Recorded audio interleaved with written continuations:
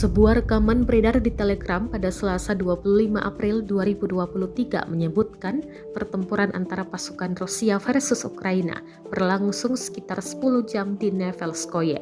Drone merekam pasukan Rusia meluncurkan serangan dari tank, sedangkan prajurit Ukraina melepaskan peluru artileri.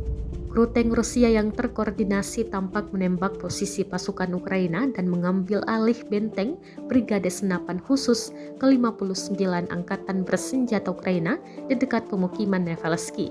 Prajurit Ukraina juga terlihat mengeluarkan semburan peluru artileri yang terus-menerus pada posisi pasukan Rusia dari jarak dekat.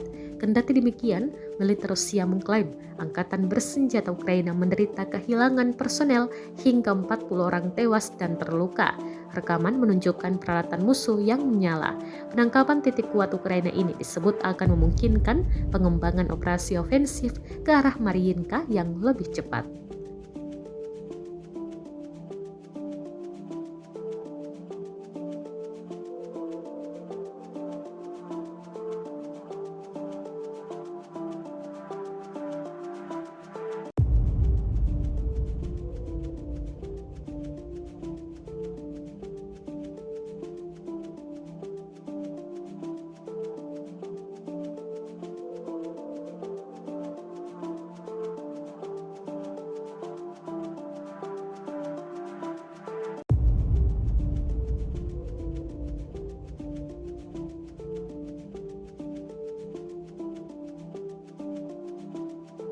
Secara total, sejak awal operasi militer khusus, Rusia mengklaim telah menghancurkan 411 pesawat Ukraina, termasuk 228 helikopter, 3.849 kendaraan udara tak berawak, 415 sistem rudal anti pesawat, 8.849 tank, dan kendaraan tempur lapis baja lainnya.